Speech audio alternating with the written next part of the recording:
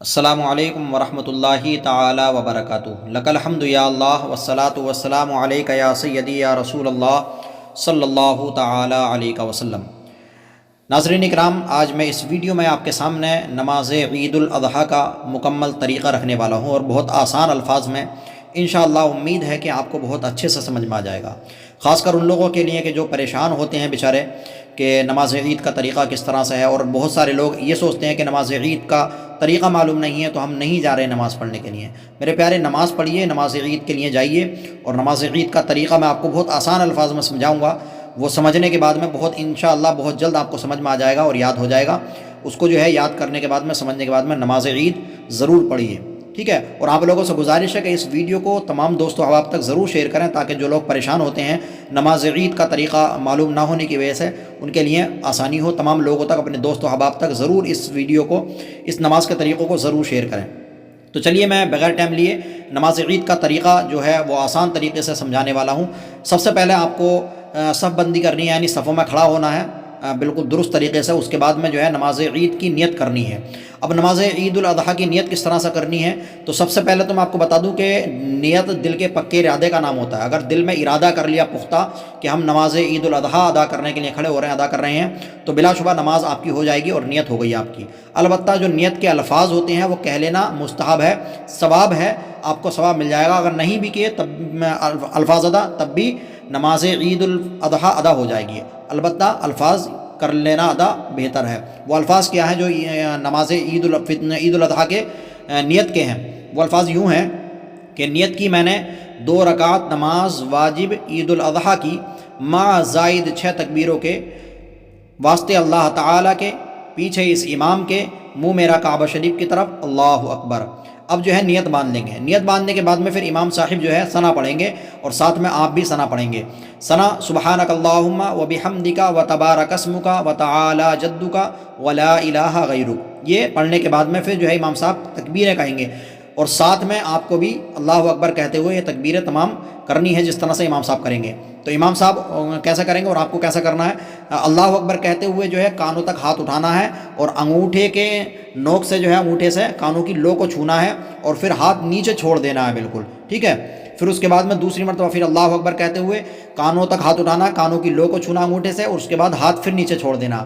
تیسری مرتبہ پھر اللہ اکبر کہتے ہوئے کانوں تک ہاتھ اٹھانا ہے، کانوں کی لو کو انگوٹھے سے چھونا ہے، اور اس کے بعد میں جو ہے تیسری مرتبہ اللہ اکبر کہہ کر کے ہاتھ باندھ لینے ہیں، نیت باندھنا ہے۔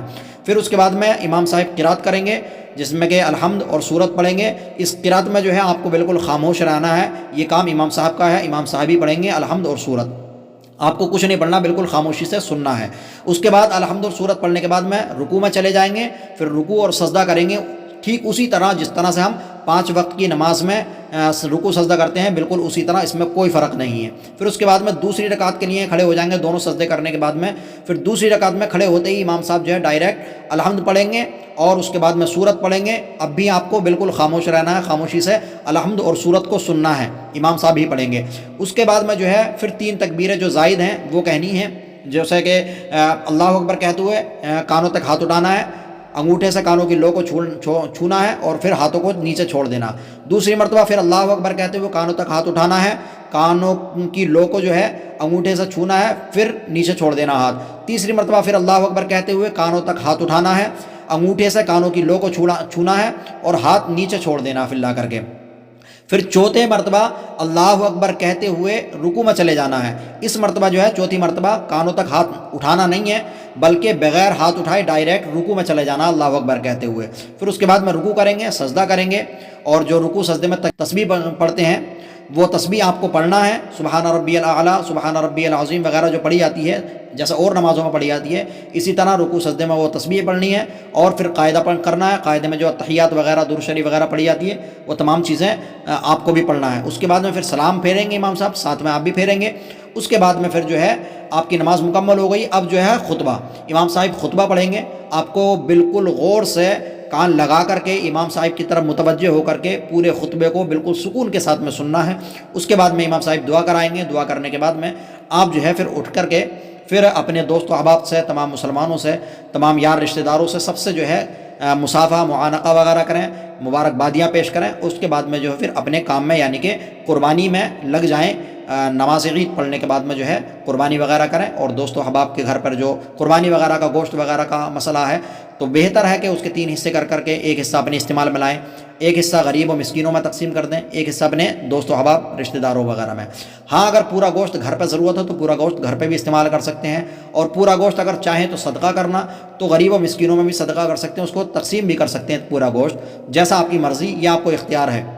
البتہ بہتر نہیں ہے کہ جو لوگ فریجوں میں اپنے گوشت بھر لیتے ہیں، بہت سارے لوگ کئی دن تک، کئی یہاں تک کہ مہینوں تک استعمال کرتے ہیں، اگرچہ جائز ہے وہ، لیکن بہتر یہ ہے کہ آپ جو ہے ان لوگوں کو بھی اس میں شریک کر لیں گوشت میں، ان لوگوں کو بھی حصہ دے دیں، ان لوگوں کو بھی دے دیں، ان کے گھر بھی گوشت پہنچا جائیں جو بیچارے غریب ہیں، قربانی نہیں کر سکتے کہ اپنی مجبوری کی وجہ سے، تو ان لوگوں کے گھر گوشت پہنچا دیں تاکہ وہ لوگ بھی مایوس نہ ہوں۔ تو آپ لوگوں سے گزارش ہے کہ اس ویڈیو کو زیادہ سے زیادہ شیئر کریں، اور اس ویڈیو کو لائک کریں، اور چینل کو ضرور سبسکرائب کر لیں۔ ملتے ہیں اگلی ویڈیو میں، خدا حافظ، السلام علیکم ورحمۃ اللہ تعالی وبرکاتہ۔